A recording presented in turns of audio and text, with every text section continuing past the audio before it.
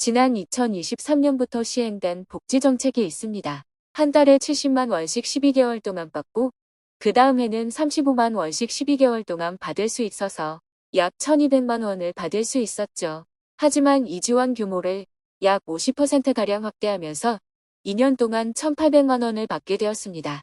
그리고 올해 1월부터 4월까지 관련된 지원 제도들도 신청 자격을 완화하여 더 많은 지원을 받을 수 있다고 하는데요. 지금 당장 지원 대상자에 해당되지 않더라도 언젠가 지원 대상자가 될 수 있기 때문에 앞으로 어떤 지원 제도들을 이용할 수 있게 되었는지 미리 내용 확인해 두셨다가 지원받을 시기가 되시면 놓치지 말고 모든 지원금 받아가시면 좋겠습니다.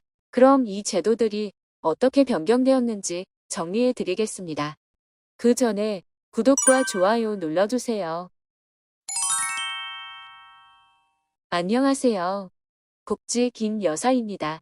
우리나라는 출산율이 점점 떨어지면서 심각한 인구 문제로 확대되고 있습니다.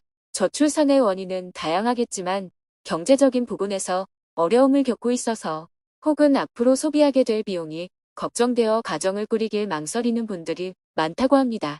그래서 정부에서는 행복한 가정을 꾸리는 것을 지원하기 위해 지원금을 드리거나 각종 복지 혜택을 누릴 수 있도록 하고 있습니다. 그러면서 올해도 새롭게 시작되는 지원 제도도 있고 지원 내용이 확대되는 등 지원금 관련 소식도 자주 바뀌고 있는데요.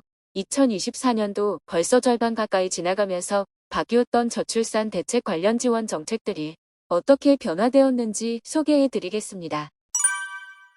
아이를 출산하고 나면 육아에 들어가는 비용이 만만치 않기도 하고 육아를 위해서 일을 쉬기라도 하면 매달 들어가는 생활비를 충당하기란 쉽지 않습니다. 그래서 정부에서는 부모가 된 분들을 위해 급여를 제공하고 있습니다.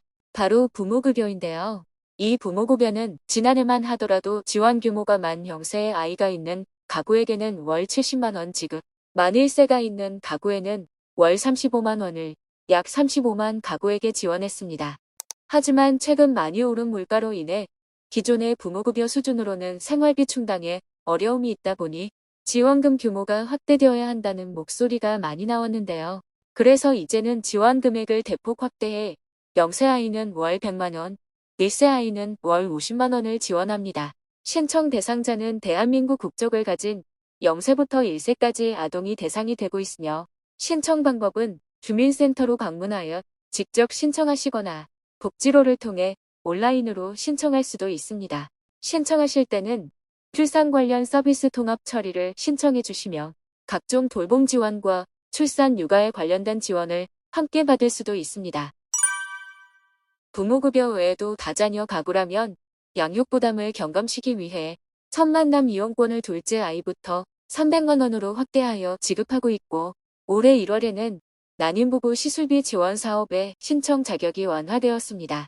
난임부부 시술비 지원은 소득 기준이 중위소득 180% 이하인 분들만 지원받을 수 있는 단점이 있었는데요. 올 1월부터는 소득 수준과 상관없이 보편적 복지를 확대하면서 소득 기준을 폐지하였습니다. 그리고 올 4월에는 임신을 준비 중인 부부 또는 예비부부에게 지원하는 사전건강관리 지원 사업을 신설하여 임신이나 출산의 위험은 없는지 가입력 검사를 지원해 드립니다. 사전건강관리 지원 사업은 소득이나 거주지에 관계없이 누구나 지원받을 수 있고 여성이라면 난소 기능 검사, 부인과 초음파 검사, 남성은 정액 정밀 검사 등을 지원하고 있습니다. 신청은 주소지 관할 보건소로 방문 또는 온라인 신청을 진행해 주시면 됩니다. 이외에도 다양한 출산, 임신, 육아와 관련된 지원 서비스들을 한눈에 확인하고 수혜 서비스를 한 번에 통합 신청으로 처리할 수 있는 방법이 있습니다. 바로 정부 24에서 제공하고 있는 원스톱 서비스인데요. 이 서비스를 이용하면 임신 후 받을 수 있는 지원 서비스, 출산 후에 받을 수 있는 지원 서비스를 한 번에 처리할 수 있습니다. 신청 방법도 정말 간단하게 정부 24 홈페이지로 접속하셔서 민원 서비스, 원스톱 서비스로 접속하시면 각 복지 유형별로 신청할 수 있습니다. 오늘은 저출산 대책 관련 지원금 제도들을 몇 가지 소개해 드렸는데요. 지금 당장은 아니지만 앞으로 지원받을 수 있는 정책들이어서 기억해 두시면 좋겠습니다. 복지와 관련된 문의 사항이나 상담이 필요한 경우 보건복지상담센터 129로 문의해 주시면 상담받으실 수 있습니다. 오늘 영상이 유익하셨다면 구독과 좋아요 부탁드립니다.